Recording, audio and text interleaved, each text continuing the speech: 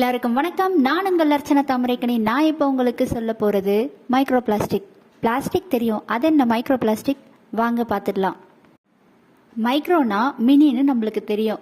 Micro plastic, mini plastic. எந்த அளவுக்கு mini பிளாஸ்டிக்னா 5 மில்லிமீட்டரை விட லெஸ் தென்னா, அதாவது ரொம்ப குட்டியாக இருக்கிற பிளாஸ்டிக் தான் மினி பிளாஸ்டிக். இந்த சைஸில் இருக்கிறத தான் நம்ம மைக்ரோ பிளாஸ்டிக்னு சொல்கிறோம். சரி, இந்த மைக்ரோ பிளாஸ்டிக் எங்கெல்லாம் இருக்குது? இந்த உலகத்தில் கடல், ஆறு, ஏரி, குளம், குட்டை, அதாவது நீர் இருக்கிற எல்லா இடத்துலையும் இருக்குது. அது மட்டும் இல்லை, மண் இருக்கிற எல்லா இடத்துலையும் இருக்குது. மண் மட்டுமா? காற்று இருக்கிற எல்லா இடத்துலையும் இருக்குது. காற்று மட்டுமா? இல்லை, ஹியூமன் பாடியில் கூட இந்த மைக்ரோ பிளாஸ்டிக் இருக்கான். இந்த மைக்ரோ பிளாஸ்டிக்கே 2 டைப்பாக பிரிக்கிறாங்க. ஒன்று பிரைமரி, இன்னொன்று செகண்டரி. பிரைமரினா என்னன்னா, நம்மளா மேனுஃபேக்சர் பண்ணுறது, அதாவது அந்த லெஸ் தென் சின்ன சைஸில் நம்மளா உருவாக்குறது. செகண்டரியில் என்னென்னா, பெரிய பிளாஸ்டிக்ல இருந்து சின்ன சின்ன துகள்களாக அதுவாக உருவாகிறது. இப்போது நம்மளா உருவாக்குறதுல என்னென்னு பார்த்தோம்னா, நம்ம யூஸ் பண்ணுற பேஸ்ட்லேருந்து, ஃபேஸ் வாஷ்லேருந்து, காஸ்மெட்டிக்ஸ்லேருந்து, கிளாத் துணிகளில் சில இடத்துல இருந்து எல்லா இடத்துலையுமே இந்த மைக்ரோ பிளாஸ்டிக் இருக்குது. இதை தான் நம்ம பிரைமரி மைக்ரோ பிளாஸ்டிக்னு சொல்கிறோம். செகண்டரி மைக்ரோ பிளாஸ்டிக்னா பெரிய பிளாஸ்டிக்ல இருந்து சின்ன சின்ன பார்ட்டிகளை ஆட்டோமேட்டிக்காக உருவாகிறது, அதாவது பிரேக் டவுன் ஆகுறதுன்னு சொல்லுவாங்க.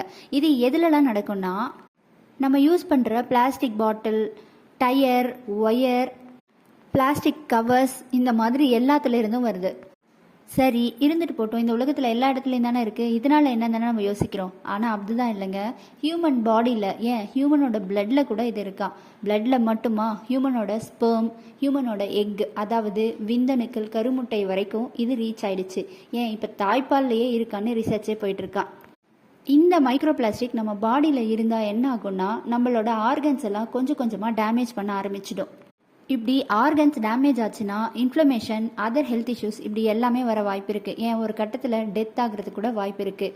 இதில் என்ன ஒரு கொடுமைன்னா, 85% மக்களுக்கு ஆல்ரெடி மைக்ரோ பிளாஸ்டிக் கொஞ்சமாவது உள்ளே போயிருக்குன்னு தான் சொல்கிறாங்க. ஏன்னா நம்ம எல்லாமே இப்போ பிளாஸ்டிக்லேயே கொண்டு வந்துட்டோம். பிளாஸ்டிக்லேயே எல்லாமே சாப்பிட்ற டிஃபன் பாக்ஸில் இருந்து நம்ம யூஸ் பண்ணுற எல்லாமே பிளாஸ்டிக் ஐட்டம்ஸில் கொண்டு வந்துட்டோம்.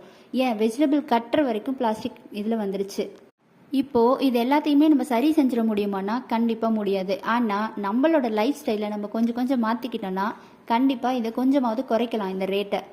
இந்த தகவல் உங்களுக்கு பிடிச்சிருந்தா நம்ம ஏடிஎஸ் ஹாப்பி வேர்ல்டு சேனலை சப்ஸ்கிரைப் செய்து கொள்ளுங்கள். நன்றி.